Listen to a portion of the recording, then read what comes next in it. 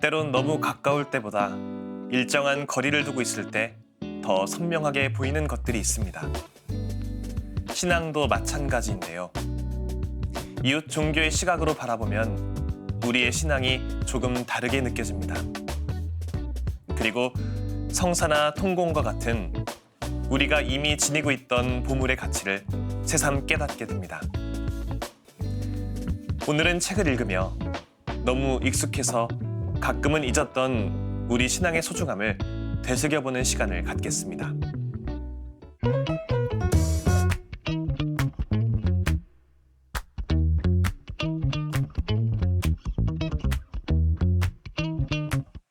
이 시간에 함께 읽을 책은 비안내 성당에 가다입니다. 부제가 나의 개종 이야기인 이 책은 열정적으로 활동하던 개신교 신자가 생각지도 못한 계기로 가톨릭으로 개종하게 된 체험담을 진솔하고 담담하게 전합니다. 개종이라는 쉽지 않은 선택을 하기까지 겪었던 고뇌의 시간은 세례를 받은 후 기쁨으로 다시 피어났습니다. 이 책은 예비 신자는 물론 주님과 마음의 거리가 멀어진 신자들의 마음에도 다시금 따뜻한 열정을 지펴줄 수 있을 것입니다. 이 책을 쓴 정비안내는 한때 선교사라는 꿈을 꿀 정도로 열심히 활동하던 개신교 신자였습니다. 가톨릭으로 개종한 이후 기쁘게 신앙생활을 하면서 SNS와 만화를 통해 신앙을 전하고 있습니다.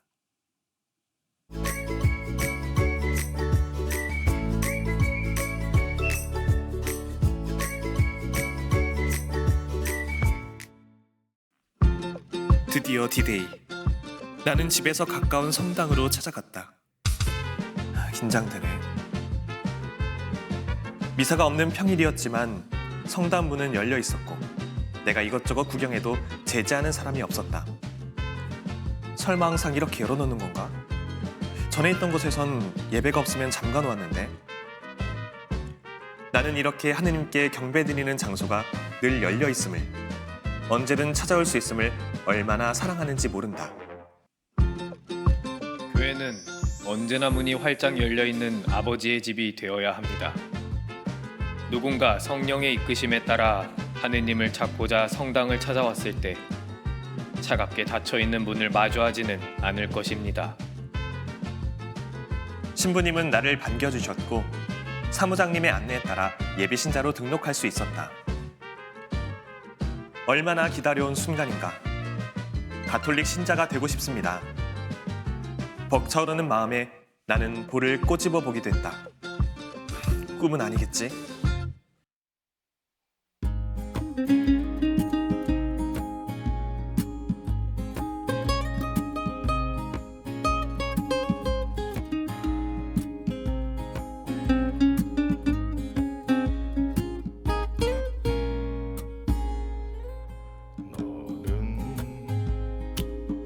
담장 너머로 뻗은 나무 가지에 푸른 열매처럼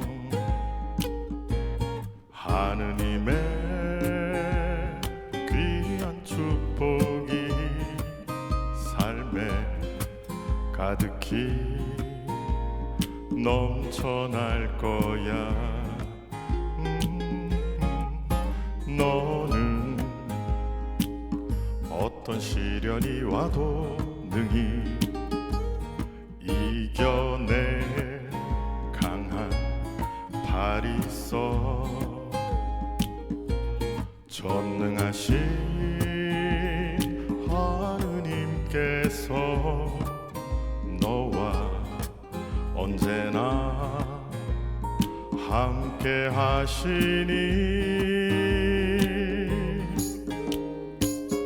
너는 하느님의 사랑, 아름다운 하느님의 사랑. 나는 널 위해 기도하며 내 길을 축복할 거야. 너는 하느님의 선물, 사랑스러운 하느님의 열매, 주의 품에 꽃 피운 나무가 되어줘.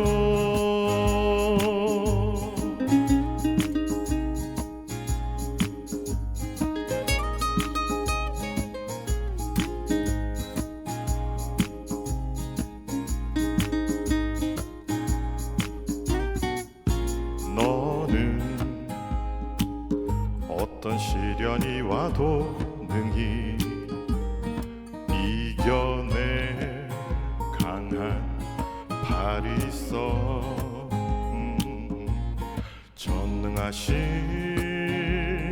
하느님께서 너와 언제나 함께 하시니.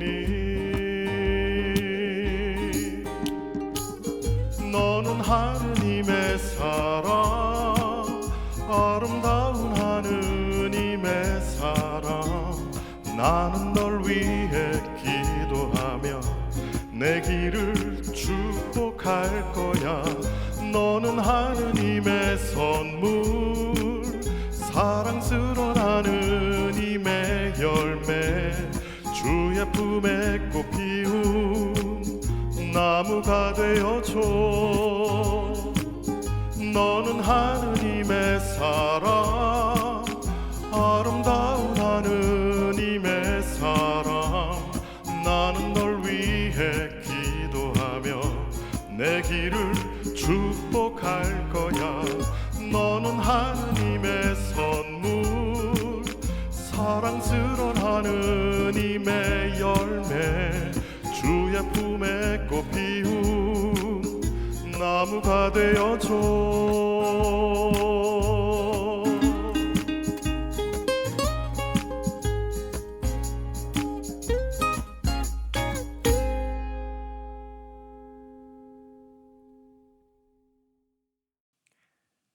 사람의 마음을 움직일 수 있는 유일한 분은 하느님이라는 말이 있는데요.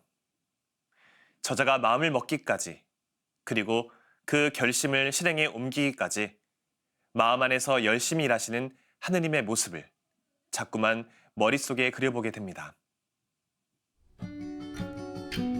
인간을 구원하기 위해 십자가 위에서 목숨을 내어준 예수는 이제 제대 위에서 생명의 양식으로 다시 자신을 내어줄 것이다. 그렇게 예수는 빵의 집 베들레헴에서 태어나 십자가에서 죽어 빵이 되었다. 사랑하는 인간들이 이 빵을 먹고 영원히 살게 하려고. 이 빵은 값을 매길 수 없을 만큼 거룩하고 귀하지만 이미 예수님께서 당신 생명을 그 값으로 충분히 지불하셨습니다. 그러니 우리는 감사한 마음으로 이 빵을 더 자주 먹읍시다. 원하기만 하면 매일이라도 맛볼 수 있는 우리에게 생명을 주는 이 천상의 양식을 말입니다. 아멘. 신부님의 아멘과 함께 나는 예수님께서 하신 어떤 말씀과 내가 생명의 빵이다. 나에게 오는 사람은 결코 배고프지 않을 것이며 어떤 약속을 떠올렸고 내가 세상 끝날까지 언제나 너희와 함께 있겠다. 이성으로 이해하기 힘든 소설 속 설정이라 해도 과하다고 느낄 이 거짓말 같은 이야기가 이 작은 빵 안에 창조주께서 현존하신다. 거짓말처럼 믿어지기 시작했다. 이 얼마나 놀라운 사랑인가.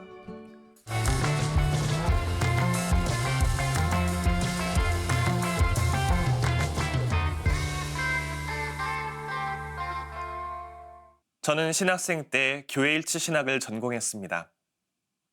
구원에 대한 가톨릭 신학과 개신교 신학을 비교하는 연구를 했고, 개신교회와 성체 성사를 교류할 수 있는 신학적 여지에 대해서도 살펴보았습니다. 중학교를 개신교 미션 스쿨을 다니면서 들었던 개신교회를 향한 의구심과 제 출신 분당 바로 앞에 위치한 개신교 신학교와 과거에 겪었던 갈등으로 인해 들었던 개신교회를 향한 적개심과 더불어 독실한 개신교 신자인 막내 꼬모가 신부를 꿈꾼 저를 진심을 다해 지지해주고 응원해 주었던 모습에 큰 힘을 얻었던 저의 어린 시절 따뜻한 기억이 이끄는 개신교회를 향한 호기심과 동질감 등이 신학생 때의 저의 전공 선택에 큰 영향을 미쳤던 것 같습니다. 심지어 제가 몸담았던 신학 동아리 안에서는 개신교 신학생들과의 교류를 추진했을 정도로 저는 제 전공에 진심을 다했었습니다. 그래서인지 저는 개인적으로 개종이라는 표현을 썩 좋아하지 않게 되었습니다. 이 때문에 저는 개신교 신자의 가톨릭 신앙으로의 귀의, 곧 개종에 대한 이야기를 품은 비안내 성당에 가다라는 책에 대해 책을 읽기 전엔 좋지 못한 선입견을 갖고 있었습니다.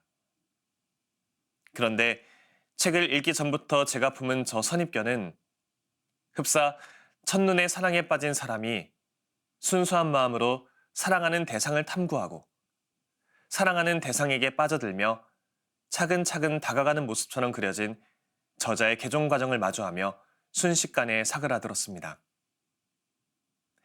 가톨릭 신앙인이 된 것에 누구보다 큰 자부심을 가지고 있으며 그 자부심 안에서 하느님 사랑을 깊이 체험하고 있고 또 그 체험을 통해서 교회와 세상을 주님의 시선으로 마주하며 누구보다 사랑하고 있는 저자의 마음이 발랄하면서도 산뜻한 그림으로 표현된 책의 내용 곳곳에 스며들어 있습니다.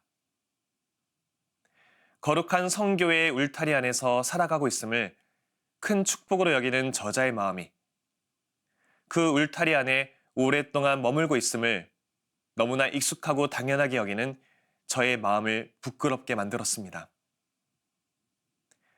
한편 저는 저자가 나눈 개종 이야기를 통해서 가톨릭 신앙인으로 살아가는 책임감에 대해서도 생각해 보게 되었습니다. 신앙인으로서 느끼는 자부심은 자연스럽게 신앙인으로 살아가는 일상의 삶에 대한 깊은 책임감으로 이어져야 합니다. 저는 저자의 그 같은 태도로부터 제2차 바티칸 공예 문헌의 교회 현장에 담긴 교회와 세상 사이에 펼쳐지는 구원에 관한 내용을 떠올려 보았습니다. 제2차 바티칸 공예 문헌 교회 현장은 14항부터 17항까지를 할애해서 가톨릭 신자와 비가톨릭 그리스도인, 비그리스도인을 다음과 같이 섬세하게 구분짓습니다. 가톨릭 신앙인으로 살아가는 이를 두고 교회 현장은 교회에 완전히 합치된 사람들이라는 표현을 사용합니다. 또 예비 신자들을 향해서는 그들이 품은 소망 자체로 완전한 일치에 준하게 교회와 결합되어 있다고 말합니다. 한편 개신교회로 대표되는 비가톨릭 그리스도인들을 두고는 완전한 일치에는 이르지 못했지만 그럼에도 여러 이유로 교회와 결합되었다고 말합니다. 각자의 종교 안에서 신앙을 가지고 살아가지만 복음을 아직 받아들이지 않은 비그리스도인들에 대해서는 하느님의 백성과 관련되어 있다 말하며 그들 역시도 구원받을 수 있음을 알립니다. 더 나아가 자기 탓 없이 그리스도의 복음과 그분의 교회를 모르지만 양심의 목소리에 귀를 기울이며 진실한 마음으로 하느님의 뜻에 걸맞는 삶을 살아내는 일 역시 종교를 갖지 않더라도 영원한 구원을 얻을 수 있음을 알립니다. 여기서 중요하게 대두되는 점이 두 가지 있습니다. 먼저 이 내용의 가장 마지막 부분에서 교회 현장은 교회의 선교 특성에 대해 말하며 모든 구원 가능성을 열어두고 서로를 향한 존중의 마음을 갖는 것과는 별개로 가톨릭 신앙인에게는 가톨릭 교회를 중심으로 하여 모든 백성들을 복음의 지평으로 끌어들여야 하는 의무가 있음을 확인합니다. 다음으로 가톨릭 신자에 대해 언급되는 14항의 마지막 부분에서 교회 현장은 교회에 합체되더라도 사랑 안에 머무르지 못하고 교회의 품 안에 마음이 아니라 몸만 남아있는 사람은 구원받지 못한다 라고 선언하며 완전한 합체가 단순히 교회에 몸담고 있는 것으로 이루어지지 않음을 일깨웁니다. 비안내 성당에 가다가 그리는 가톨릭 교회를 사랑하고 그 안에 몸담고 살아가는 자신의 책임을 기꺼이 짊어지는 저자의 모습이 교회 현장에 언급하는 신앙인으로서 지녀야 하는 선교의 책무와 몸이 아닌 마음의 일치를 되새기게 합니다. 다른 위치에서 각자의 방식으로 신앙인의 삶을 살아가는 이들을 존중하고 배려해주는 마음과 더불어 성교의 울타리 안에 머물고 있음에 감사하는 그 마음을 품을 수 있으면 좋겠습니다. 저자가 책의 마지막 부분에서 고백하듯 펼치는 하느님, 저를 가톨릭 교회로 이끌어 주심에 감사드립니다. 라는 이야기를 우리도 자주 주님 앞에 꺼내어 볼 수 있으면 좋겠습니다. 이제 우리는 살면서 이 흰옷이 더럽혀지거나 초의 불이 약해지고 꺼지지 않도록 힘써 지켜야 한다. 하느님은 정말 존재하시는 걸까? 교회에 속고 있는 건 아닐까? 지상 여정을 모두 마치고 훗날 천국의 문 앞에 서게 됐을 때 천국의 열쇠를 가진 문지기께서는 우리의 옷과 초의 상태를 확인하실 것이다. 그 옷과 초 잘 지켰구나. 애썼다. 어서 오렴. 성 베드로님. 그러나 옷이 더러워지거나 촛불이 꺼졌다고 해서 상심할 필요는 없다. 이렇게 살면서 주님을 믿는다고, 사랑한다고 말하는 건 위선이 아닐까? 우리의 옷을 다시 깨끗하게 만들어주는 완벽한 성령의 세탁기, 고해 성사가 있고, 영원히 꺼지지 않을 사랑의 불꽃 성체성사는 그리스도의 몸. 언제든 우리의 꺼진 심지를 다시 불타오르게 할 수 있으니 말이다. 복음 속에서 일꾼들이 포도밭으로 부름을 받았던 시간이 다른 것처럼 사람마다 신앙생활을 시작하는 시기는 제각각입니다. 그런 시기의 차이는 있을지라도 신앙이 갖는 의미는 변하지 않는데요. 그 변치 않는 신앙이란 보물을 받아 안고 하느님과의 관계를 더욱 공고히 하면서 신앙생활을 기쁘게 할 수 있기를 바랍니다. 언젠가 이 책처럼 자신만의 신앙 고백을 할 수 있도록 말입니다. 저는 다음 시간에 새로운 책으로 돌아오겠습니다. 평범한 일상 속에서 지혜를 발견하는 시간, 책. 지금까지 함께 해주신 여러분 감사합니다.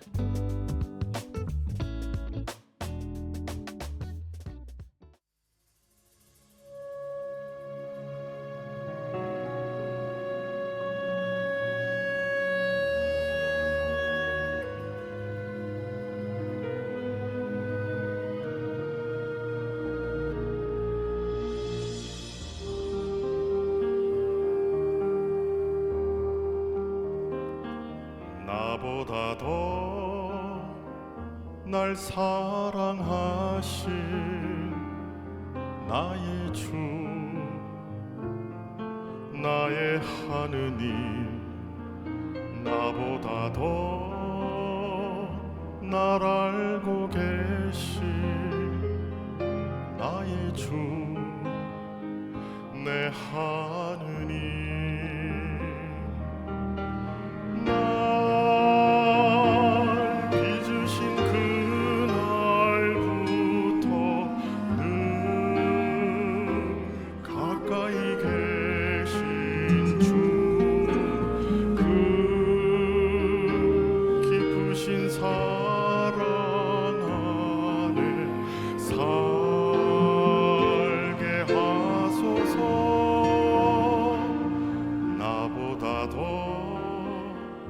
날 사랑하신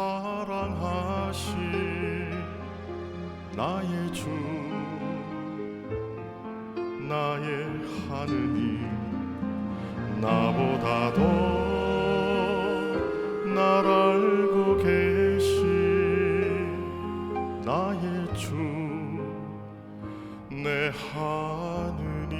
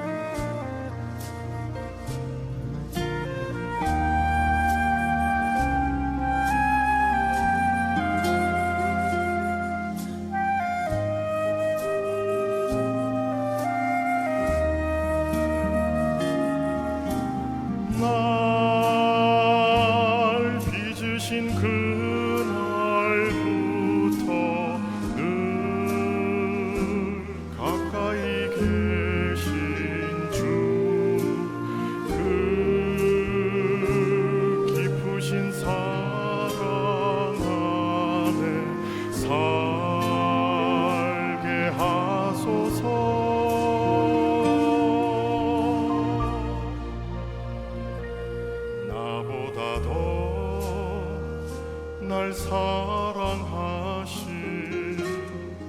나의 주 나의 하느님 나보다 더 날 알고 계신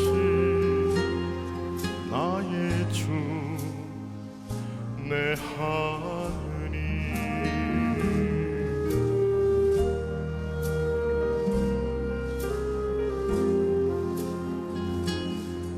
나의 주 내 하느님